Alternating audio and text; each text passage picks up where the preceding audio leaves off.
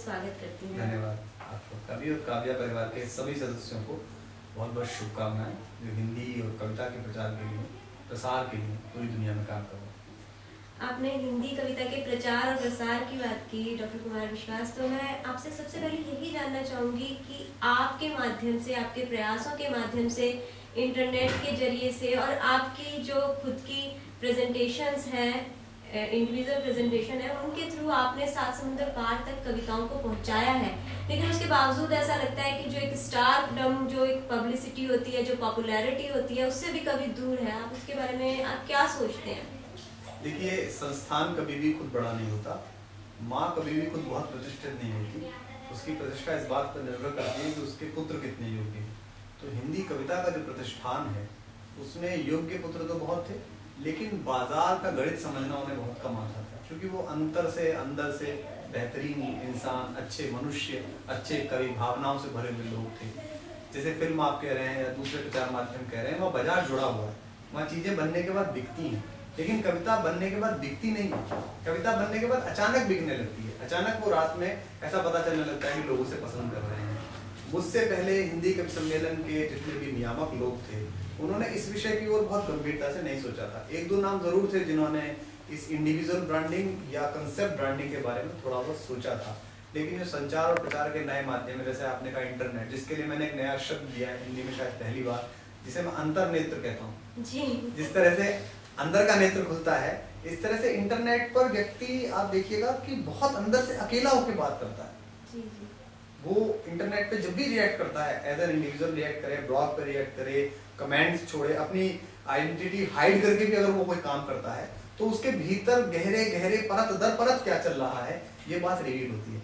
इसीलिए मैंने इंटरनेट को शुद्ध हिंदी करते हुए अंतर्नेत्र कहा। तो इस अंतर्नेत्र का उपयोग मुझे लगा कि होना चाहिए, क्योंकि नई जनरेशन, नई पीढ़ी के लोग हमारे सीरियल नहीं देख रहे हैं, हमारी फिल्में नहीं देख रहे हैं। वो हॉलीवुड फिल्में पसंद करते हैं क्योंकि उनमें कथानक अच्छा है, क्योंकि उनमें फिल्मांकन अच्छा है, क्योंकि उनमें चरित्र निर्माण अच्छा है, क्योंकि उनके एक्टर अच्छे हैं, क्योंकि उनके सेट अच्छे हैं, क्योंकि उनकी टेक्निक अच्छी है, क्योंकि उनका डिवोशन अच्छा है।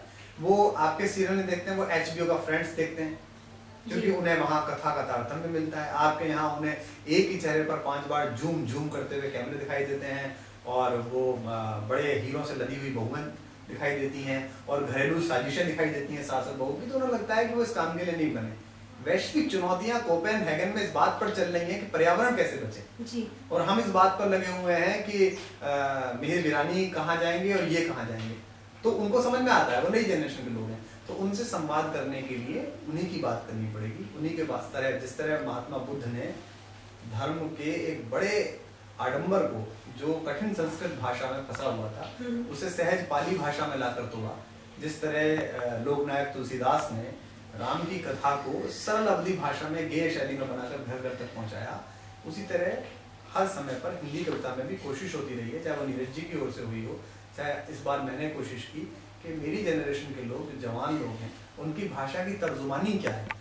वो हृदय नहीं समझते, वो दिल समझते हैं। ये मेरा दिल समझता है या तेरा दिल समझता है। अब आप इसे पढ़ के देखिए कि ये मेरा हृदय समझता है या तेरा हृदय समझता है, तो आपके मास बेस में से 90% लड़के लड़कियां अभी चले जाएंगे, क्योंकि हृदय नहीं है, वहाँ दिल है, और आपको वो हिंदुस्तानी, वो आम बोलचाल की भाषा बोलनी पड़ेगी। आपने जैसे कहा कि हिंदुस्तानी आम बोलचाल की भाषा बोलनी पड़ेगी, तो जो हिंदी का स्तर है, आपको क्या लगता है कि इस तरह की जो रोजमर्रा की हम भाषा शैली यदि अपनाते हैं, तो जो हिंदी का स्तर है वो ऊपर जाएगा या नीचे जाएगा? क्योंकि जो कवि हैं, जो साहित्यकार हैं, उनके हाथों में बहुत बड़ा दायित्व होता है कि वो अपनी संस्कृति को जो है आने वाली पीढ़ी तक पहुंचाएं। तो किस तरह से हमारी संस्कृति, हमारे संस्कार हिंदी के माध्यम से पहुंचेंगे यदि भाषा शैली जो है वो बहुत जनरलाइज कर दी जाए? देखिए, बहुत अच्छा सवाल आपने कहा। पहली बात तो भाषा बहता नीर, हमारे कहा जाता है, कवि ने कहा भाषा बहता नीर।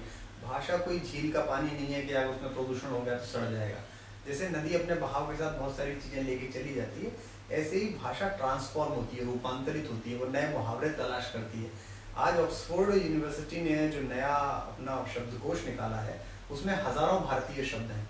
धमाका उसके अंदर आ गया है, महाबचत उसके अंदर आ गया है, पराठा उसके अंदर आ गया है, ढाबा उसके अंदर आ गया है। कल ऑक्सफोर्ड वाले सड़क पर एक प्रदर्शन करेंगे, साहब भारतीय शब्द इसमें क्यों घुस गए, हिंदी के शब्द क्यों घुस गए। यदि आप इस पर प्रसन्न हैं और इस पर गर्वित हैं कि विश्व के सबसे बड़े शब्द संपदा वाले कोश ने आपको स्वीकार किया, आपके हजारों शब्दों को, तो आपको इस बात पर क्या आपत्ति है कि आपने उनके कुछ शब्द इस्तेमाल कर लिए? स्टेशन को आप स्टेशन ही कहेंगे, उसे आप लोहपत गामिनी आवागमन सूचना या वो कुछ ठहराव केंद्र तो कह नहीं सकते, वो इतना लंबा है, दुरू है।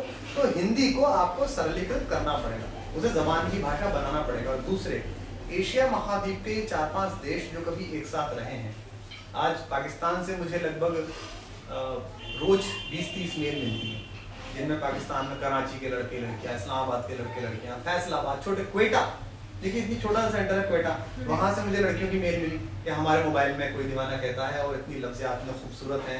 अब मैं अगर शुद्ध हिंदी में लिखता, शुभे हृदय अंतर लिखता, तो मैं उस एक बेहद खूबसूरत पट्टी से जो इंसानी जज्बातों में उतनी ही पवित्र है जितना हिंदुस्तान, राजनीति का अर्थ समझे।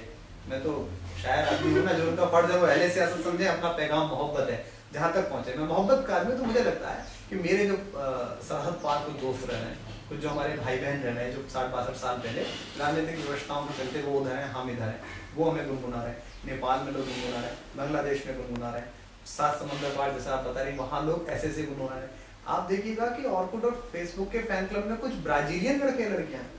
मैंने उनसे व्यक्तिगत रूप से इंटरेक्ट करके पूछा कि भाई आपको तो समझ में आई नहीं होगी, फिर आप क्यों प्रशंसक हैं? तो उन्होंने बताया कि एक तो हमें इसकी हमिंग बहुत अच्छी लगी, और एक हमको हमारे हिंदुस्तानी दोस्तों ने इसका अर्थ बताया कि भाई जब जहाँ गर्मी पड़ती है वहां आके बादल बरसता है, यानी कि धरती की उस बेचैनी को बादल समझता है। तो भाषा पर ज्यादा असर नहीं पड़ेगा, भाषा इससे समृद्ध होगी, भाषा इससे अच्छी होगी। हजारों वर्ष के भाषा के इतिहास में सदा बदलती रही है भाषा। आज जो हम ये भाषा बोल रहे हैं ये पहले नहीं थी, 1000 साल पहले लैंग्वेज नहीं थी। तो मेरा कहना यह, उसे अराजक ना बनाया जाए, उसे विस्तृत जरूर बनाया जाए। विस्तार और अराजकता में अंतर है। अराजकता आक्रमण में होती है, विस्तार विजय में होता है। तो हमें भाषाई आक्रमण नहीं करने हैं, हमें भाषाई विजय करनी है। हिंदी इतनी बड़ी बने, आज बांग्ला दुनिया की सबसे ज्यादा विश्वविद्यालयों में हिंदी की ओर से पढ़ाई जाती है, हिंदी इतनी नहीं पढ़ाई जा रही, क्योंकि बांग्ला ने रविंद्र पैदा करे, क्योंकि बांग्ला ने शरद पैदा करे, क्योंकि बांग्ला ने आशापूर्णा देवी पैदा करी, क्योंकि बांग्ला ने विमल मित्र जैसा उपन्यासकार पैदा करा, और सुनीत कुमार चटर्जी जैसा बड़ा व्यक्ति पैदा किया, तो तोरुदत्त पैदा की, अच्छी कविताएं लिखने वाले लोग पैदा की। तो हिंदी में भी अगर लोकप्रिय कवि होने लगे, ऐसे गाए जाने वाले जिनको सब गाएं, ऐसे कथाकार जिनकी कहानियां सब पढ़ें, तो हिंदी भी लोग पढ़ना शुरू कर देंगे।